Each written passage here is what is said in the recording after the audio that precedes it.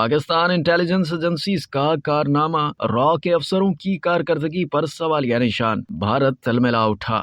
3 مارچ 2016 کو Pakistani intelligence agencies نے وہ بڑا کارنامہ سر انجام دیا جو ہمیشہ یاد رکھا جائے گا۔ بھارتی نیوی کے جاسوس آفیسر کو اس دن گرفتار کر کے پاکستانی انٹیلیجنس ایجنسیز کو تو بڑی کامیابی ملی ہی، لیکن اس کامیابی کی بدولت بھارت کا شرپسند اور مکروہ چہرہ بھی دنیا کے سامنے آشکار ہو گیا۔ بھارتی خفیہ agency research and analysis wing, جس کو عرف عام میں را کے نام سے جانا جاتا ہے، مذکورہ جاسوس بھارتی نیوی کا حاضر سروس آفیسر تھا۔ اس کا اصل نام کلبھوشن یادو ہے اور وہ مبارک حسین پٹیل کے جعلی نام سے را کے لیے کام کرتا تھا۔ یہ شخص اس دن ایران سے بلوچستان کے سرحدی علاقے میں داخل ہوا جہاں 3 مارچ 2016 کو اسے گرفتار کیا گیا۔ بھارت اس گرفتاری پر تلملا اٹھا، اور کیوں نہ ہوتا، کیونکہ انٹیلیجنس کی تاریخ میں ایسی کوئی مثال نہیں ملتی کہ دہشت گردی میں ملوث کسی ملک کی انٹیلیجنس ایجنسی کا حاضر سروس آفیسر کسی اور ملک میں رنگے ہاتھوں پکڑا گیا ہو۔ یہ کارنامہ پاکستان کی انٹیلیجنس ایجنسیز کی پیشہ ورانہ مہارت کا منہ بولتا ثبوت ہے، جس نے مذکورہ جاسوس کو گرفتار کر کے دنیا کے سامنے سرے عام بھارت کے ناپاک عزائم کو عیاں کیا، اور اس کے ساتھ ساتھ بھارتی انٹیلیجنس ایجنسی را کے افسروں کی کارکردگی پر سوالیہ نشان بھی چھوڑ دیے۔ یہ ظاہر ہو گیا کہ بھارتی جاسوسوں کی پیشہ ورانہ مہارت صرف بالی ووڈ کی فلموں تک ہی محدود ہے۔ کلبھوشن یادو بلا شبہ پاکستان میں دہشت گردی اور امن و امان کی صورتحال خراب کرنے میں ملوث تھا۔ اس نے خود بھی اس کا اعتراف کیا۔ اپنے اعترافی بیان میں کلبھوشن یادو نے بتایا کہ وہ بطور را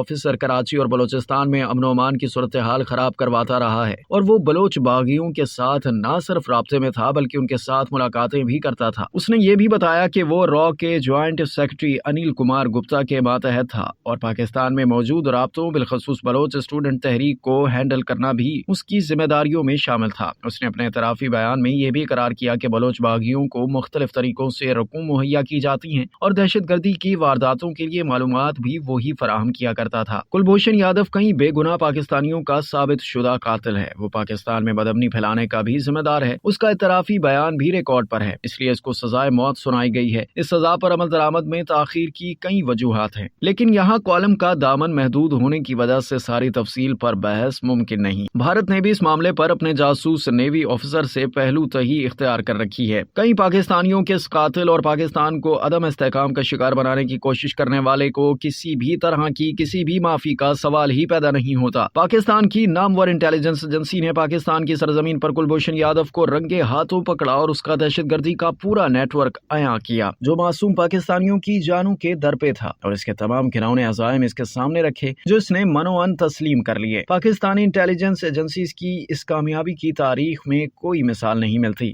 ہزاروں بے گناہ پاکستانیوں کے قتل میں ملوث کلبھوشن یادو نے خود اعتراف بھی کیا ہے کہ پاکستان نے انسانی ہمدردی کی بنا پر اس کی ماں اور اس کی بیوی کی اس سے ملاقات کرانے کا اہتمام کیا۔ پاکستانی انٹیلیجنس ایجنسیز نے دنیا پر عیاں کیا کہ اپنے امن پسند ہونے کا ڈھونگ رچانے والا بھارت کس طرح دوسرے ملکوں میں دہشت گردی پھیلانے میں ملوث ہے۔ یہ بھی واضح رہے کہ پاکستانی فوج اور پاکستانی انٹیلیجنس ایجنسیز نے دن رات محنت کر کے پیشہ ورانہ مہارت کے ذریعے کلبھوشن کو گرفتار کیا۔ اس کا اعترافی بیان پوری دنیا نے دیکھا اور سنا۔ کوئی شک نہیں کہ پاکستانی انٹیلیجنس ایجنسیز کی بڑی اور کامیاب کارروائی دنیا بھر کے انٹیلیجنس اسکولوں کے نصاب کا حصہ بنے گی۔ کلبھوشن یادو سے کی گئی تفتیش کی بنیاد پر متعدد گرفتاریاں بھی ہوئی ہیں۔